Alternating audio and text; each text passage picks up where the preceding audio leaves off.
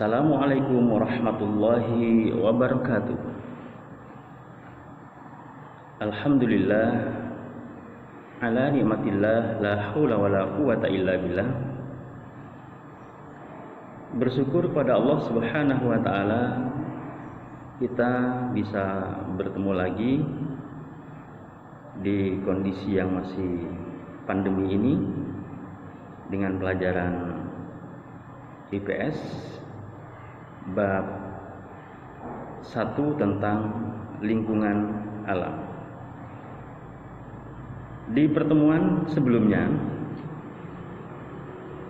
kalian sudah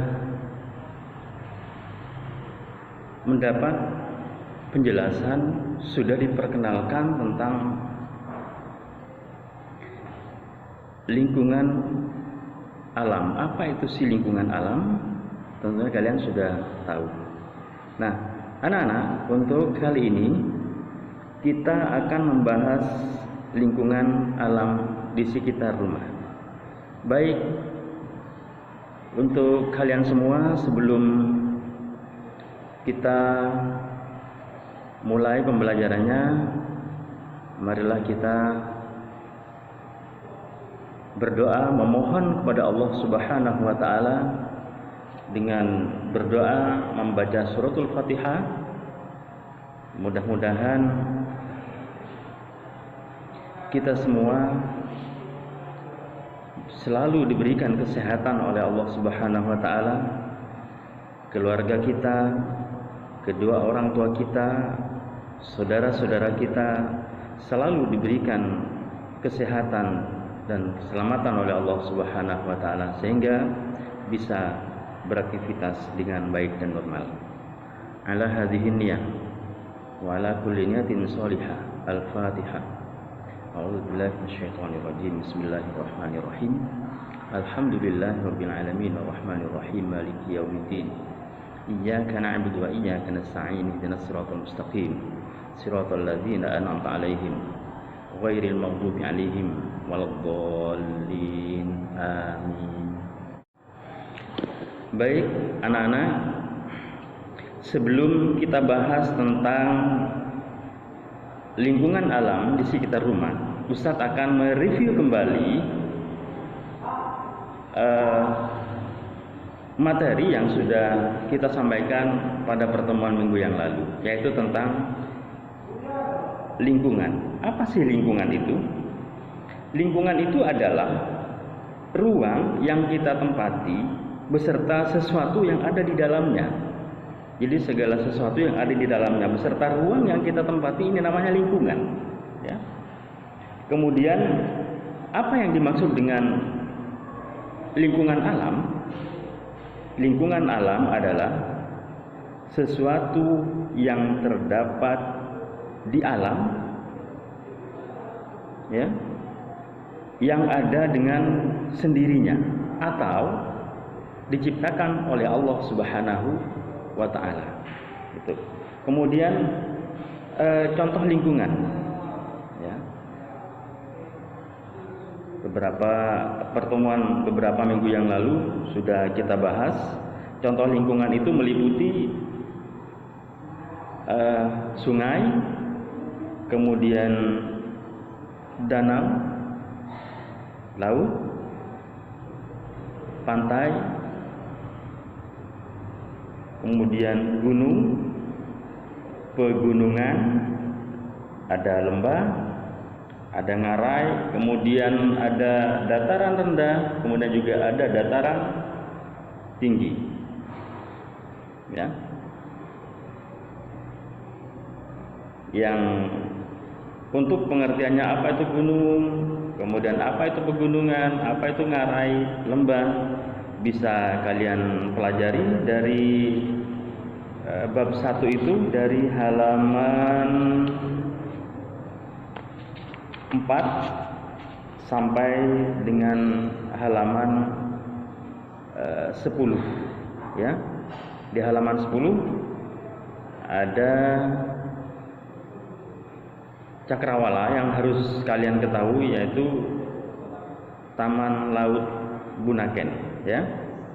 Mungkin bisa Ustaz ulang di sini. Apa itu Taman Laut Bunaken? Taman Laut Bunaken adalah sebuah pulau di Teluk Manado, Sulawesi Utara. Di sekitar Pulau Bunaken terdapat taman laut yang terkenal keindahannya. Taman Laut Bunaken merupakan sebuah pulau di Teluk Manado, Sulawesi Utara. Di sekitar Pulau Bunaken terdapat taman laut yang terkenal keindahannya. Taman Laut Bunaken merupakan bagian dari Taman Nasional Bunaken.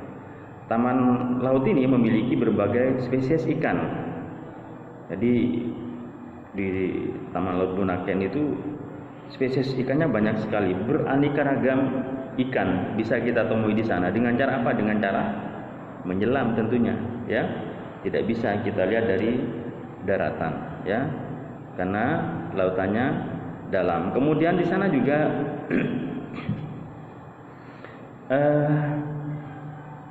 terdapat terumbu karang yang luar biasa indahnya, ya, sangat indah sekali.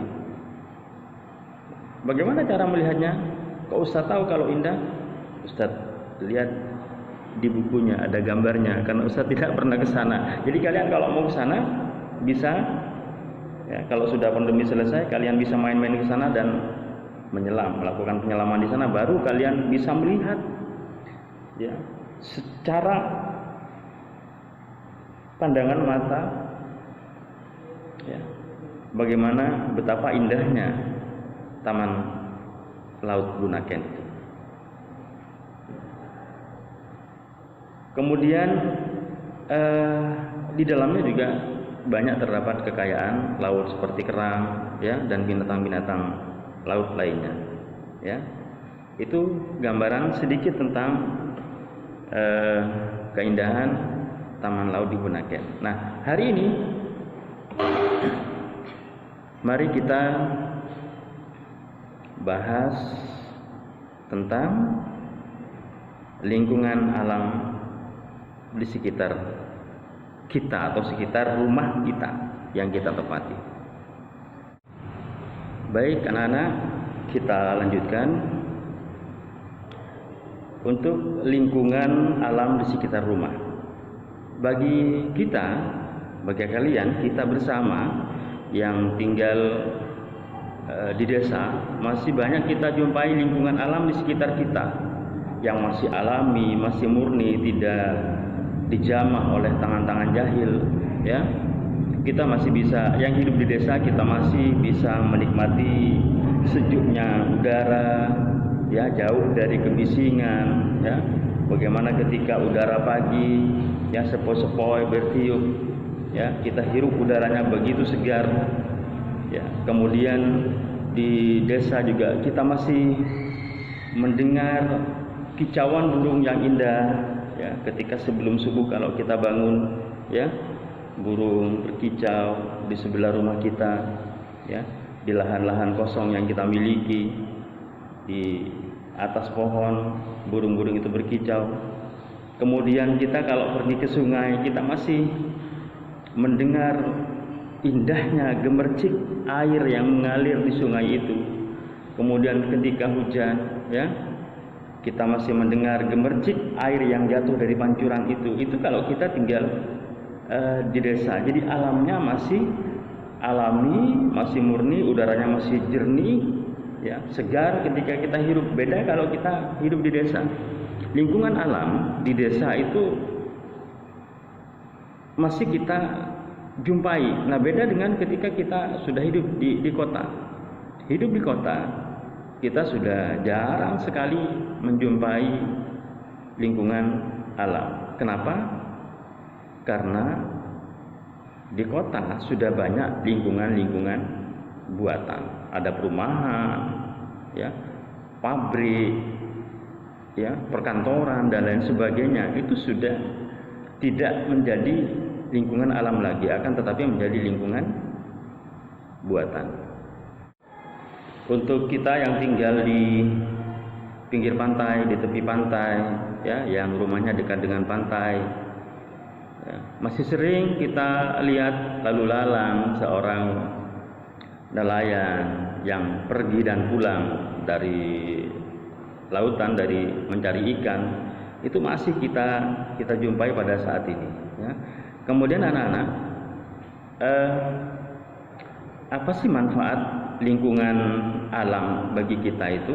Ya, banyak sekali, diantaranya lingkungan alam, ya, bisa dibuat tempat rekreasi, ya, bisa juga banyak lingkungan alam yang saat ini dibuat destinasi wisata di Indonesia. Di sekitar kita juga banyak, seperti di Gunung Bromo, itu ada merupakan lingkungan alam yang dibuat destinasi wisata yang sudah berskala internasional.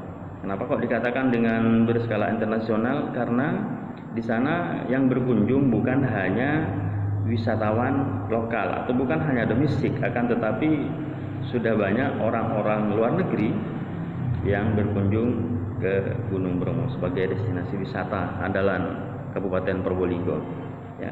Kemudian manfaatnya juga lingkungan alam itu, masyarakat bisa menanam beraneka ragam jenis tanaman seperti sayuran yang bisa dikonsumsi, bisa untuk menanam jagung, ya, kemudian bisa untuk perkebunan, teh dan lain sebagainya.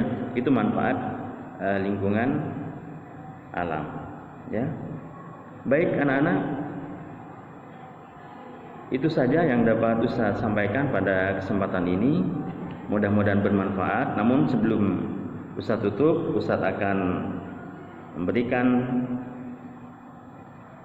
ringkasan atau rangkuman pada materi kita tentang lingkungan alam. Lingkungan alam masih dapat dijumpai di lingkungan rumah di pedesaan. Contohnya apa tadi? Sungai, gunung, hutan, pantai, lautan, kemudian dataran rendah, dataran tinggi, ngarai, itu masih kita jumpai, ya, untuk yang berada di desa. Lingkungan alam di perkotaan sudah jarang dijumpai, meskipun ada, keberadaannya sudah beda dengan kondisi yang ada di pedesaan.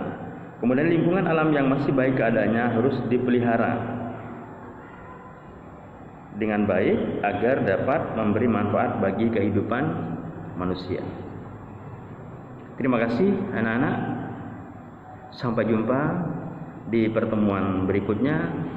Selamat belajar. Jangan lupa selalu berdoa kepada Allah Subhanahu wa taala agar pandemi ini segera selesai, semua penyakit segera diangkat oleh Allah Subhanahu wa taala dan kita bisa beraktivitas dengan normal. Akhirul kalam. Assalamualaikum warahmatullahi wabarakatuh.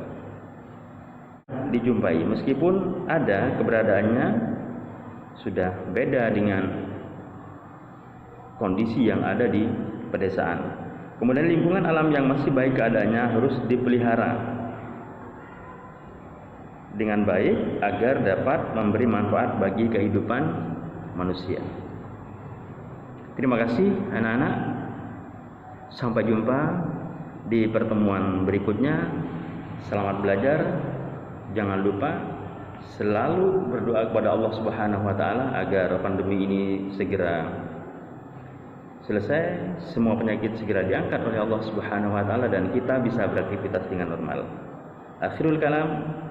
Assalamualaikum warahmatullahi wabarakatuh.